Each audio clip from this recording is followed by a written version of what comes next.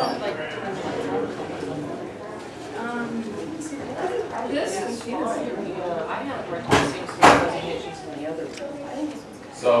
good morning everyone. My name is Eric Young. I'm excited to be a part of this session with my colleagues, Anna Duey and Megan Armstrong. I think it's about time to get the show on the road. So, just a reminder, please silence or turn off your cell phones. Try to stay in the room for the entire session. And, without further ado, let's welcome Anna Duey.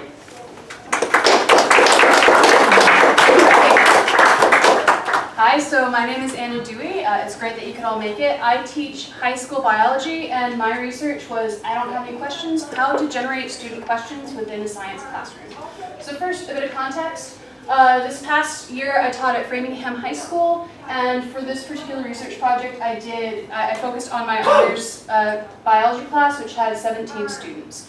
So originally I had this idea that I would use student-generated questions to increase engagement, because if these were the questions that they were asking and we were answering those questions within our within our teaching, then they would be more interested overall, because these are the questions that they asked. So the first step was for my introductory survey. I just had a question, which just asked them to ask me a question. What's one question that you have about biology? So these were some of the answers. We had why, a lot of questions like, is this semester going to be harder? A lot of kids were still confused about photosynthesis from the first semester. And then I actually had several students ask about like career options. And none of these are bad questions. Like, these are things that I want to make sure that students are thinking about. But I can't really use this to teach them anything. It's not going to deepen their thinking. And I had one other problem. I had a lot of this too. Students who didn't have any questions or claimed to not have any questions or just didn't even bother participating. So clearly, before I could even use questions, I needed to get questions. So I had 3 activities that I used in order to generate questions for my students. So the first was the Do Now, which was a routine that I had already established in class. Every day, students come in, they sit down, they answer 1 or 2 questions that either reviews what we did last class or previews what we're going to do in this class. So every so often, usually beginning and end of a unit, I would just have, what do you want to learn in evolution? Or what do you still need to learn in evolution? What do you still have questions about? I also had a video activity where they watched a video, and as they watched it, they just wrote down questions, and an article activity. We had a series of articles that disagreed with each other. They had to read the articles, and at the end, they said if they had any lingering questions. But once I got the questions, I had to figure out, well, what makes a good question? What am I aiming to get? So good in this sense also means usable. This is the kind of thing that I could use in a lesson to deepen student thinking. So I had this taxonomy of questions, which I modified from Dan Perlman, who's a professor at Brandeis.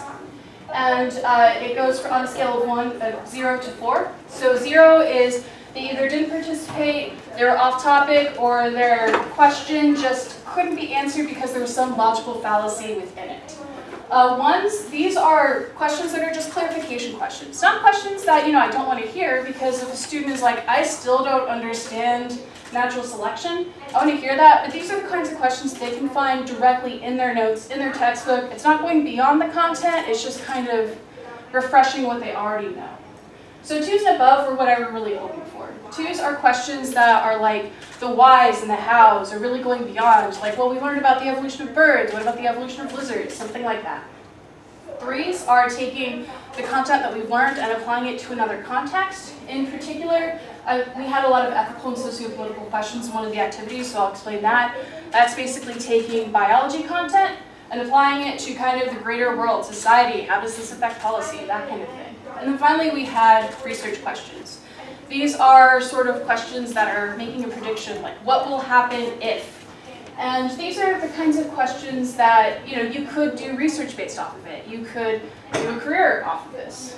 So now that I had this scale, I decided to look back at those first questions.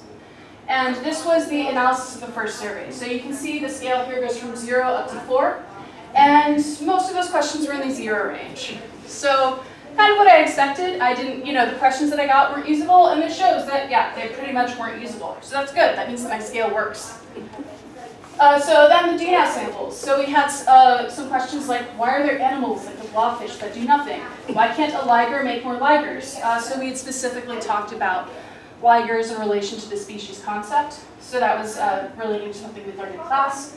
How humans evolved over the last 300 years, and will there be a point at which all animals are perfect, so evolution stops? So, the answer is no. But these are all questions like whys and hows, and they're content specific. These are specifically about evolution. These are the kinds of questions I can bring up in class and go like, let's think about it. Why are there animals like the blobfish that do nothing? Let's think about that. So these are great, deep in thinking, perfect. And when I looked at the analysis, we see that graph's kind of moved over from the zeros into the 1 and 2 range. So we still had a lot of students that were, asking questions like, sorry, Ms. Duey, I still don't really understand Hardy-Weinberg. That's okay, they were still in the 1 range. These were questions at the end of a unit. So it makes sense that there would be a lot of, I still want to know about this. We still had a couple of kids who weren't quite there with participating, or they weren't asking questions that made sense. We had a lot of questions in these 2 ranges, really going beyond, thinking about how and why. But nothing in the 3 and 4 range. So that's when we kind of took to the other activities. So here are the video samples. I'm not going to read all of these, but the video that they watched was on potential 6th mass extinction. So we had questions like, are humans the main cause? How can we stop this? When is this going to affect us? Is it possible that if this extinction happens, we'll get a new class of animal in response? Or why can't the beekeepers just move the bees? So again, more hows and whys. And when we look at this, everybody participated. So great, we finally got everybody writing down at least a question. And most of these questions were in the 2 range. We had a few findable questions and like a handful of 3s and 4s, but most of them were in the how, why, extending your thinking range, which was awesome. And then finally we had the article activity. So this was based on a series of articles that were examining overpopulation, when this could be a problem. So we had questions like, why did Ehrlich, who was the scientist mentioned these articles, notice these issues in the first place? Kind of thinking, well, why did he pick this topic? Where is this data coming from? We also had, what will be the most effective method of controlling the population and resources, which isn't really bio content, but it is a very important question. Like, how are we going to do this? What kind of policy is that going to create? And how can we inform others about the situation? Also super important. Why bother learning science if you're not going to tell anybody about it? So these were great questions, and when we look over here, we see like almost all of them were in that 3 to 4 range, really digging deep with the articles and coming up with these deep questions. So basically, I made my goal. I got questions. I can use these questions in a lesson. So these are some of the conclusions that I came to. So first off, before students can ask good questions, they need something concrete to ask questions about. If I just say, ask me about biology, there's so much out there that you can ask about. The students need to be grounded, because if you expect them to dig deeper, they need something to dig into. Also, the quality of information that you give students will be reflected in the quality of their work. If you don't give them high quality materials to work with, then you can't expect them to give you high quality in return. So you need to give them something interesting to work with, something with depth, and then they can also give you depth in return. So that I have this, here's just some next steps, some ideas for next year, because now I can go back to that initial question that I had with, how can I use student-generated questions now that I have student-generated questions? So I had an idea that there might be a physical location in the room where we write down questions as they come up during class, maybe a little sheet where we have unit questions written down, and they could refer to this as we go through the unit. Or even at the end of the unit, we can look at those questions that were posed at the beginning and go, okay, can we answer these now? And we can use that as a form of test review, really getting students to answer their own questions in order to review the content that they now know. So, all that's left is whether or not you guys have any questions for me. What can you tell us about biology? A lot. It'll take a whole year, though. Yeah? So were they aware that you had this project that was to try to get them to ask better questions at a higher level? And did that affect them much? Were they working towards that? So I did mention that I was doing a research project that involved questions. And so I said that's why you're going to see me asking a lot, asking you to ask me questions a lot. But I didn't show them that scale ever. They never knew like, oh, we should be aiming to be forced or anything like that. And it did become a bit of a joke where one of them said, like, Ms. Duey, if you don't have questions, are you going to die? Like, do you feed on them? So they were aware of it, but they weren't aware of kind of the purpose or the depth of it. Yeah? I would think the fact that they're developing the capacity for asking good questions would also make them far more attentive, much better students. And is that a further research project?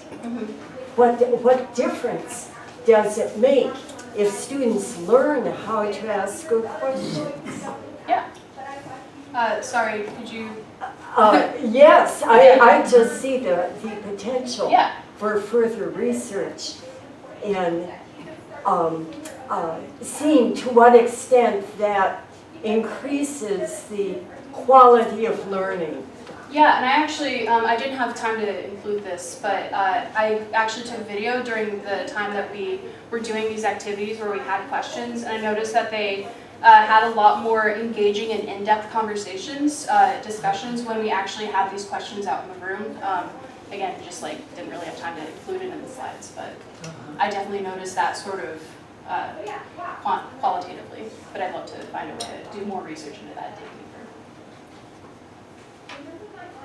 Yeah. How long did this research project go for? About 4 weeks? Or? So this one, that survey went out in late January, so I kind of extended it, so sort of it started in late January, but I didn't really start until like early March, really focusing on how to get questions, so it went for about 2 months. So I'm wondering if you saw kids getting better at asking questions.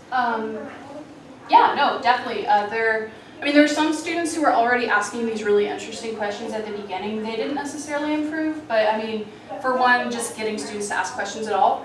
There was one particular student who never participated until like midway through the year, and then he started asking questions, and I think one of the ones that was on the article slide was his. So, yeah.